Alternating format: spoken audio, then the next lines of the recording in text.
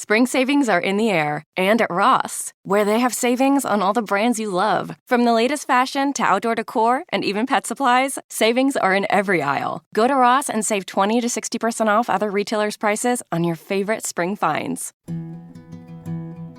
A science story, huh? These NYU scientists, I felt really right. I was so And I just thought, well, I figured it out. It was that golden moment. Because science was on my side.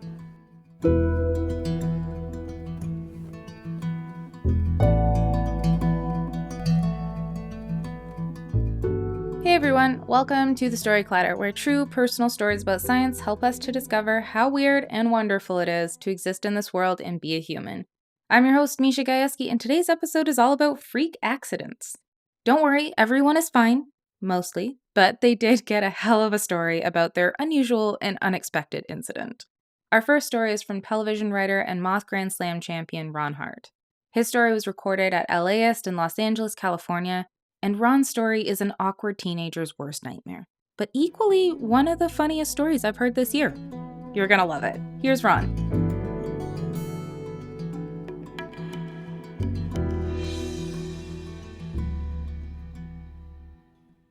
So I was 14 and I was very excited because my friends were coming over for an afternoon to play the board game Risk. And that should answer all of your questions about me at the age of 14. Now, back then, there was an ad on television for Risk. The announcer would say, "Risk, win the game and you win the world." And then, for whatever reason, at the end of the ad, the guy would change his voice and say, "Parker Brothers kinda fun." So I basically had two friends in the whole world, and I would call them up and I'd be like, "Excuse me, would you care for some Parker Brothers kinda fun?" And these dorks would come running, right? My two friends had the time and the interest to play a 7-hour board game. Okay, now this is August, the dog days of summer, or as we call it in Illinois, the fall. And it was the end of a really horrible summer break because I was between middle school and high school, and I was just dreading this change. It was going to be a bigger school, and I just knew I was going to be socially invisible. No one would notice me, because I had just gone through middle school and barely anyone noticed me there. I mean, I wound up with two dorks for friends, right? I just thought high school was going to be like, fighting a protracted land battle on multiple fronts in Asia, which any Risk player will tell you is a horrible, horrible way to lose. Okay, so I had a lot of anxiety about it. I just needed a calming afternoon of rolling dice for world domination to relax me. The one good thing that had happened that summer was my leg hair had started to come in. So that afternoon, I'm rocking a sweet pair of 80s short shorts, to show off the thigh fuzz. And I'm carrying Doritos and Jolt Cola out to the screened-in porch where I'm setting us up so me and the boys can have some Parker Brothers kind of fun. As I go from the living room to the porch, I hear a clap of thunder. But it's not like off in the distance. It's like I'm in the thunder. And then I see the sky falling like I'm Chicken Little. And I realize the glass door to the porch that I thought was open had been closed. I hadn't even felt it hit my head, but I had shattered it. And I look down, and there's just like a billion shards of glass everywhere. And I'm covered in blood. And I realize this is my blood. I'm bleeding from like everywhere. So I say, "Help?" Literally, like that with a question mark. So my dad comes running in. He sees his son covered head to toe in blood and says, "Oh, geez." That's the type of like fiery, impassioned, emotional response. That's the hallmark of men of the Midwest, right? Years later, I would tell him that he was going to be a grandfather for the first time, and his reaction was, "Neat." Okay, so then my mom comes in. She takes one look at me and immediately just starts screaming. And it's just like wordless bellow that is like so loud, woodland creatures miles from our home are like running for cover, right? She's terrified. And because she's terrified, now I'm terrified. So I start screaming. The second I start screaming, she stops and snaps into mom mode. And she's like, knock it off. So I'm cut on my arms, both of my semi-hairless legs, my chest. There's a gash right next to my eye, and there's this really deep cut on my hand. So my mom takes my right arm and she sticks it up over my head so that it's over my heart and it will bleed less. And then she looks to my dad and says, we got to stop the bleeding, go get some towels. He's like, okie dokie, and he goes off to the linen closet, right? And when he comes back, she's like, not the good towels. So they get the crummy towels and they start like applying pressure to all these cuts. And my dad notices on this really deep cut, there's like a shard of glass sticking out of it. So he pulls my hand down and he plucks the shard out, which, oh, you've seen this before, okay. Yeah, a geyser of blood starts shooting out everywhere, right? So my mom takes my hand and puts it back up, and now it's like there's a garden hose of my blood just like spraying the whole room. Okay, before I knew it, the whole house seemed to be filled with first responders, right? There's like 2 paramedics. They're like slapping bandages on me seemingly everywhere. And there's a cop who's like right in my face. And he's like, what are you on, son? You know, because I'm a teenage boy who's just walked through a sheet glass window. So in his cop brain, I have to be having smoked PCP or something, right? He's like, the doctors need to know what you took. I don't know why the cop is Jack Nicholson tonight. I'm sorry. He's like, the doctors need to know what you took. And I'm like, I took some of the Doritos. At this point, his partner comes in from the porch and he's holding up the game box for Risk, like it's evidence. And the first cop just like shuts his notepad, like, okay, case closed. This kid is definitely not cool enough to be doing drugs. And so the paramedics, they strap me onto the gurney and they start wheeling me out. And I'm like, you know, but Matt and Tim are coming. And my dad is like, who? And my mom is like, his nerds. And she's like, I'll call their parents. It's fine. And so they wheel me out. They put me in the back of the ambulance with my dad. And when they close that door, that is when the shock wore off and the panic set in. Because they're taking me to the hospital. Like, I'm bleeding a lot. This is scary. This is like life-threatening. And then they threw on the lights and sirens, and I was a 5-year-old boy, like, woohoo, woohoo. I'm like, I don't care if I bleed out. I'm in an ambulance with the lights and sirens on. This is so exciting. You know, I had wanted to be seen, and now I was like, you know, they're rolling through town, and they were going to, like, wheel me into the ER, and I figured it'd be, like, on TV with all, like, the doctors shouting orders and everything. It was going to be all, like, focused on me. So the ambulance stops, and they open the door, and we're not at the ER. We're not even in the parking lot. We're on the road in front of the hospital because there's like a line of ambulances waiting to get in. And the paramedics are like, do you mind walking in? So when we get into the ER, it's packed.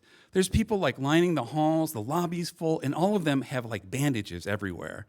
And we go to the nurse's station and she's like, tells us that the hospital is doing an emergency preparedness drill.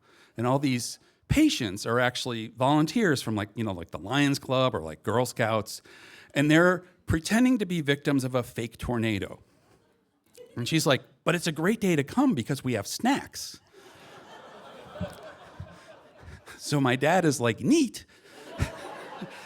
He takes a Diet Coke and we go off to the exam room. They put me in the exam room and my dad sits in the corner, pops open the Diet Coke, and the Cubs game is on. He's set for the day, right? And then we wait. And I'm like, okay, I've never been to an emergency room before, but I kind of thought it would feel more like, I don't know, an emergency? But I say to him, like, Dad, is it normal, you know, to wait for this long? And he's like, it's going to be fine. It was not. Here's why. So I'm in a hospital that's filled with fake patients for this fake tornado, right? All these doctors are running around trying to quickly take care of these fake patients of the fake tornado. Meanwhile, my chart lands on their desk and it says, 14-year-old boy, multiple lacerations, broken window, which, you know, sounds a lot like something that might happen in a tornado. And obviously these doctors have to fake take care of the people who are more seriously injured. And like, you know, a guy whose spine has been severed is a lot more important than some kid with a few cuts on him, except for the fact that, you know, I was actually bleeding. Okay? When we got there, my bandages had like, you know, spots of blood, but pretty soon they were completely soaked, and I was watching them get like darker and darker, and the panic came back because I'm like, okay, I'm not bleeding, but I am definitely oozing blood, and I don't know how long you can ooze blood before you die, right? Plus, I have cuts everywhere. I'm like, am I going to look like a jigsaw puzzle when this is over? So I'm freaking out. I'm like, I expected this at this point, I would have captured Alaska and be ready to invade Kamchatka. Instead, I'm looking at my crimson red bandages everywhere. And I say to Dad, I'm like, you got to go talk to the nurses. You got to do this. Because this was the only card I had to play to send the most mild-mannered man in America to go plead for life-saving care for his son. So he goes out to the nurses' station. But there's a line of people because they have told the fake victims that they should all be advocating for their health the way real patients were, and they're all screaming at the nurses. So the OGs guys is not going to get anywhere with them. So he comes back with another Diet Coke, and we wait. An hour goes by. At this point, I'm getting right with Jesus. I'm like, cause of death oozing, right? A doctor happens to walk past, looks in the doorway. When he sees me, this doctor says, "Oh, shit!" Which is not a thing you ever want to hear a doctor say. He's like, "Everyone, get in here!" So they had like every med student in Illinois basically here for this drill. And this guy had been like showing them like, oh, you fix that fake broken arm or this pretend concussion. So they all like jam into this exam room like it's a clown car because they want to see the honest to God, like real patient, right? And they're crowding around me and he's like shouting out directions and they're like, they're like taking off my bandages and cleaning the wounds. They're like cutting me out of my clothes. And he tells them, we got to make sure that there's no embedded shards of glass. So I had wanted so badly for people to see me, and now I was surrounded by strangers who were literally inspecting every inch of my body with magnifying glasses. And these med students would be like, "Doctor, I see something." He's like, "It's a zit, move on." "What about pimple?" "Keep going, people." Literally every 14-year-old's worst nightmare. And then it's time for the sutures, okay? And they're all like, they can't wait to do this now. They're med students. And he's like, I need 15 in that leg. Let's do 9 over here. The cut on my hand is so big, he's having them like switch off every like 3 cuts or whatever. So I have like my arms and my legs, and they're surrounding me like a NASCAR pit crew doing a tire change.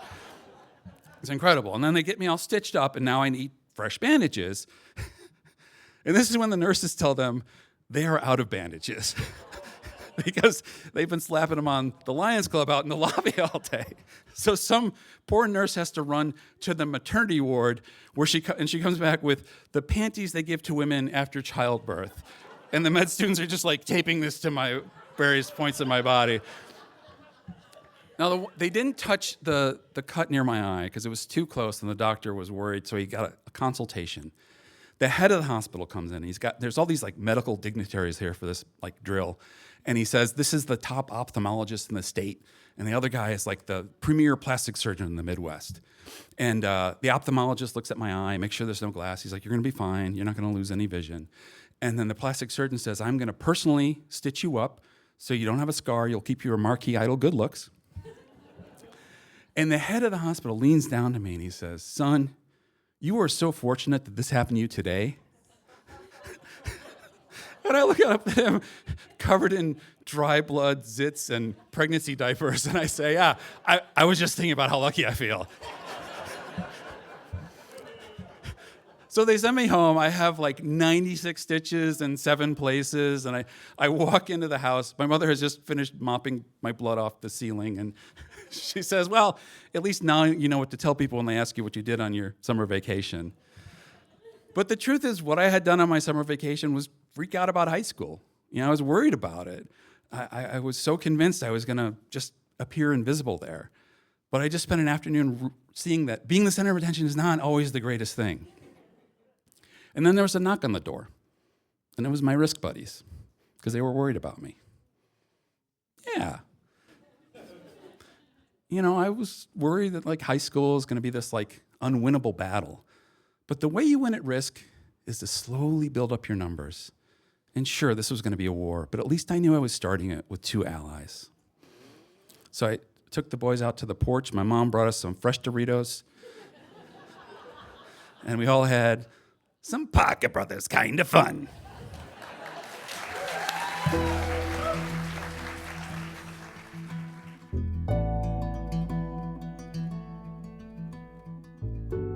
That was Ron. To learn more about him, visit our website, storyclatter.org. Being a storyteller on stage is just one way to make Storyclatter happen, but if standing alone in the spotlight in front of an audience doesn't speak to you, maybe becoming a Storyclatter donor might be more your speed. Right now, the voices of scientists and science communicators need to be heard more than ever. At Storyclatter, we believe that personal stories can cut through the noise, connecting people to the human side of science, building trust, and making complex issues real. But we can't do this work without you. If you believe in the power these stories have and this mission, please donate to the Storyclatter at storyclatter.org/donate. The most popular level is $10 a month, and you can make your tax-deductible donation at storyclatter.org/donate. But really, any level makes a difference, and we're so grateful to everyone who supports Storyclatter. Hey, did you know we spend about 90% of our time indoors? And here's the kicker. Indoor air can be up to 100 times more polluted than outdoor air. That means while you're sitting at home, relaxing, or even working, you could be breathing in allergens, smoke, mold spores, and all kinds of nasty stuff you can't even see, which is gross. That's why I'm so glad I have Air Doctor, the award-winning air purifier that removes 99.99% of airborne contaminants. Unlike standard air filters, Air Doctor captures particles 100 times smaller than what traditional HEPA filters can handle. It's no wonder 98% of Air Doctor customers say their home's air feels cleaner, safer, and healthier. And honestly, I believe it. Since using Air Doctor, I breathe easier, sleep better, and just feel good knowing the air in my home is not gross. Also, side bonus, Air Doctor is so much quieter than any other air purifier I've tried. Right now, you can get up to $300 off an Air Doctor. Just go to airdoctorpro.com, that's airdoctorpro.com, and use promo code COLLIDER at checkout. Plus, Air Doctor comes with a 30-day money-back guarantee and a 3-year warranty, so there's no risk. Try it and see the difference. It's time to find appliances that fit your needs and your style at the Home Depot. Shop Spring Black Friday savings and get up to 35% off select appliances like GE Profile, plus free delivery. From all-in-one washer-dryer combos that can wash and dry a full load in under 2 hours to feature-loaded refrigerators with built-in autofill water pitchers, GE Profile has appliances made to simplify your life and elevate your home. Shop Spring Black Friday savings on top brand appliances and get free delivery happening now at the Home Depot. Free delivery on appliance purchases of $396 or more. Offer valid April 3rd through April 23rd. U.S. only. See store online for details. Our next story is from Dee Tsai, investment professional by day and stand-up comedian by night. Dee's story just goes to show you sometimes you need something truly unexpected to happen to shake you out of a rut. Although I'm sure Dee wishes that it wasn't a freak accident that caused an ER nurse to scream. Here's Dee.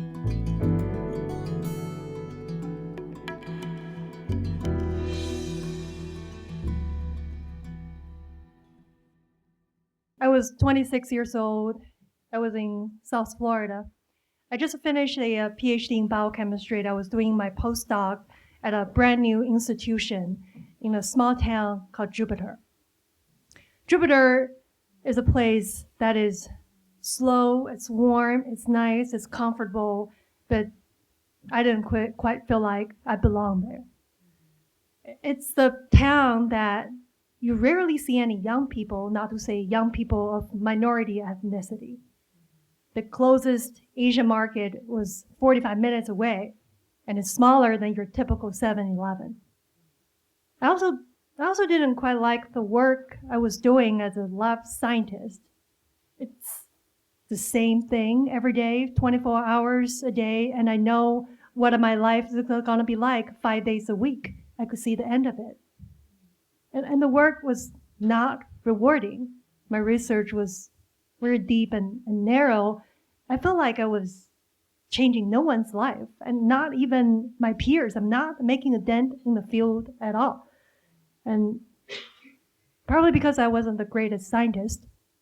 And if I were honest with you, I don't think I like science all that much. And it got to the point I felt like I wanted to change. I wanted to switch career. I have always a dream of doing something interesting, being out there and living a bigger life. So I thought probably going to business school and becoming a businesswoman that fit that image. I didn't know what MBA does. It sounds general, maybe useful, but that's what I went after. So in 2009, I applied for 12 top business schools. And by spring of 2010, each one of them have sent me a rejection letter. But I wasn't even devastated because, I couldn't even figure out where my life could be either. This place is not the best, but it's very comfortable. I wasn't making much, but it doesn't take much in Jupiter. And maybe I would just marry someone local and end up living here. And that is okay. It's not that bad. And then this was April 9th, 2010. It was a Friday, department happy hour. I was just half-heartedly drinking with my coworkers and lab mates. Well, in my head, I was really thinking about this guy, Paul. We met in a bar on Tuesday, and he said we're going to go out on Friday. We're going to watch sports with his friends. But he hasn't called yet. I needed the details. I was just thinking, what do I do? Do I call him? Or do I play it cool? Or should I head home now and just get ready and look pretty? Especially now I'm getting into an argument with this annoying new Chinese kid, Gao Yu. He is a new third-year PhD student, the most argumentative, the most annoying person who's so arrogant. He thought he's like the smartest person on the floor, but he's the only one who does not have a doctoral degree yet. And we were arguing about different ways of a synthesizing peptoid on a Friday. Seriously? Why am I even here? So I put away my half-opened Bud Light. I just left. I Irish goodbye. I walked out of the building, and we had an outdoor parking lot. The sun was just about to set. It's dead silence, Florida. So I walked to my car. I sat down. I did not have my seatbelt on. This is what I do 100 times. It's burning hot. I usually put on the seatbelt only after I hit the road or go on the highway. And then I just started driving very slowly in the parking lot. And this time, my phone rang. Oh, it must be Paul. He's calling me. So I looked down, trying to find my phone. My right hand is searching down here, and while my left hand is still on the steering wheel. But somehow I couldn't find my phone. I think it fell to the floor. So I just looking down, keep searching while my left hand is still on the steering wheel, still driving slowly in this parking lot. And then I heard a loud bang. And then I looked up. I saw my car got on the curb and it hit the light pole. My forehead hit the windshield, broke the windshield into spider web. And my chin hit the steering wheel. So immediately, I opened the mirror to check on my face. The foreheads were fine. And then I opened my mouth. My entire lower teeth were bended inward.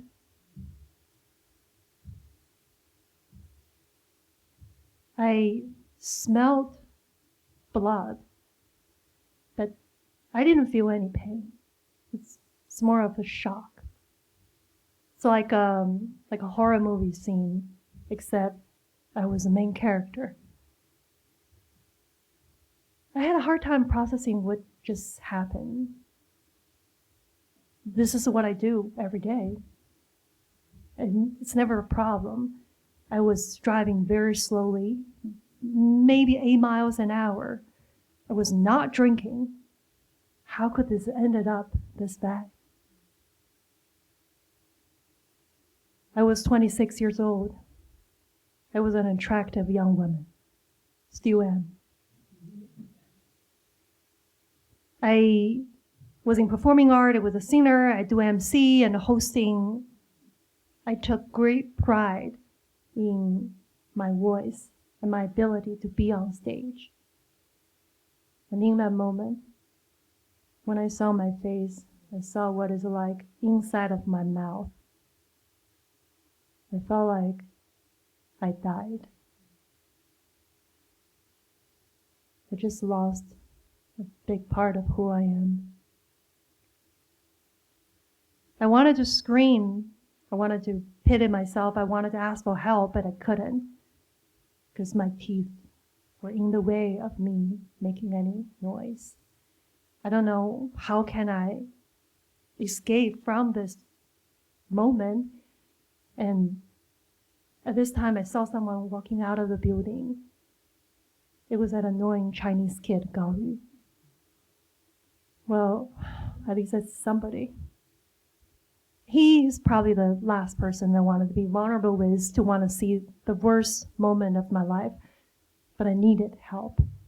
He saw the car accident. He walked to me and he asked me, "Are you okay?" I shook my head.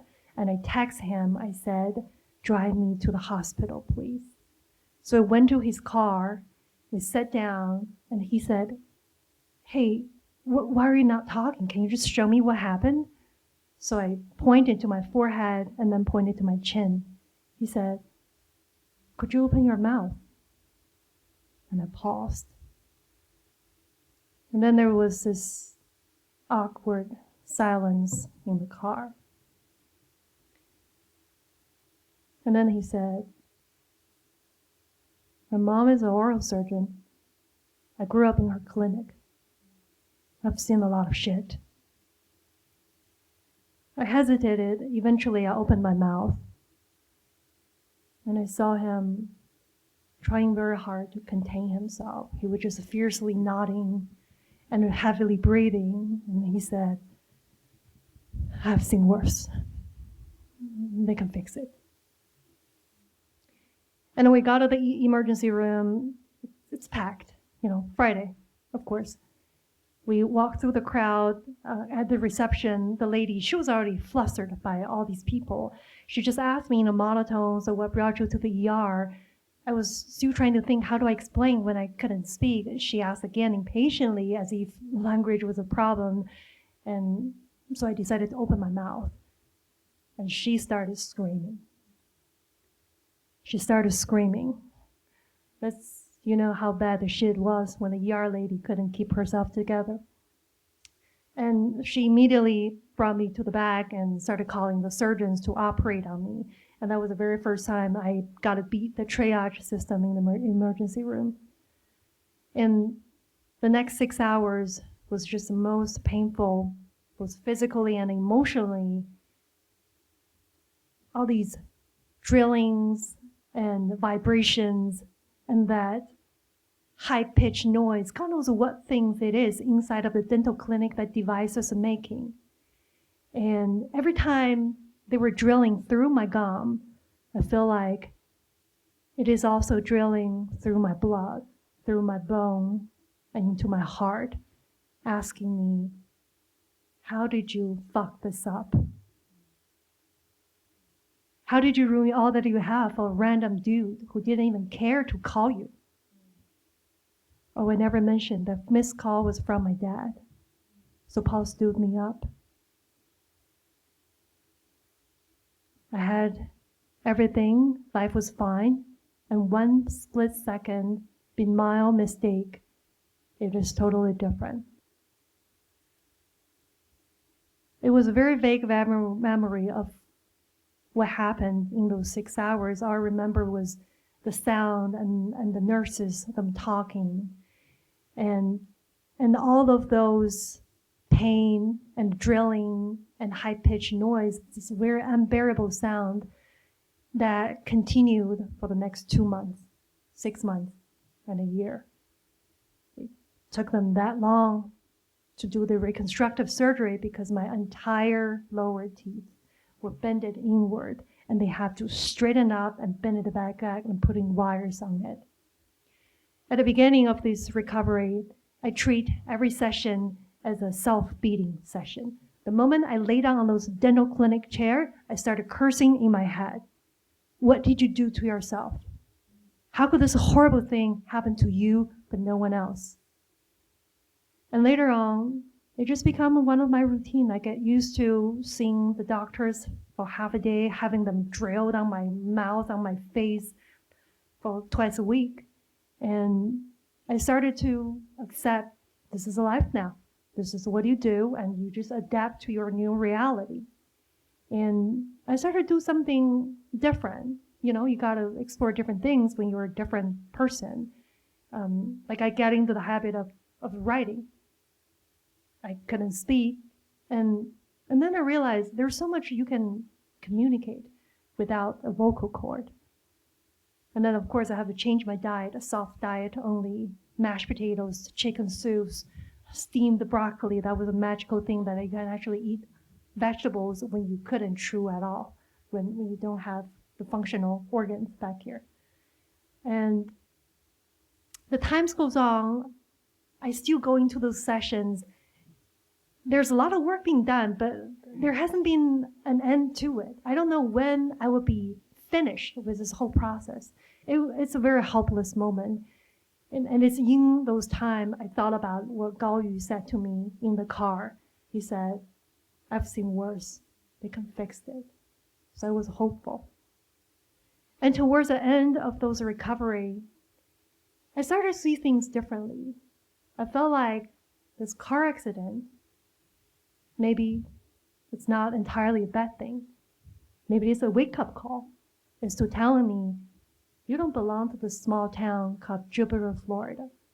You always had dreams and ambitions. You want to be out there. You want to be at a bigger city. You want to be with people who are different, but also just the same as you, who are bold and curious. Yes, you were rejected. You were rejected. But don't you dare giving up on your dream and just decide to settle here. And you thought about marrying someone local and be here for the rest of your life? Are you crazy?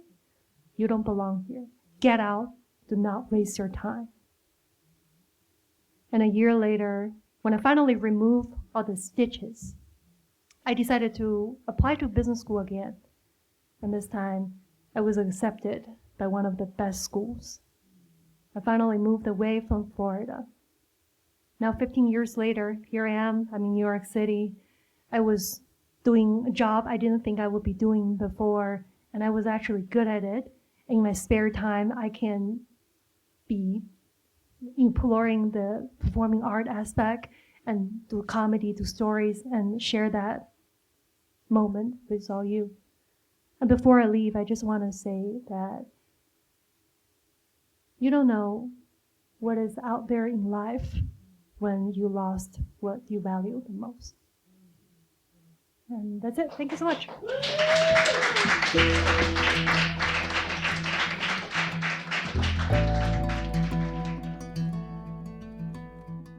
That was Dee. If you'd like to learn more about her, visit our website, storyclatter.org. Our website is just one way to connect with Storyclatter, but there are so many other ways, and we hope you'll use them all. You can always follow us on social media. We're on Facebook, Instagram, TikTok, and Blue Sky.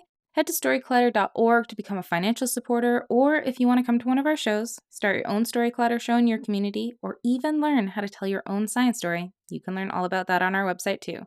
This podcast is produced by me, Misha Gajewski, along with Jen Chen, Nikisha Roberts-Washington, and Aaron Barker, Executive Director and Co-Founder of the Storyclatter.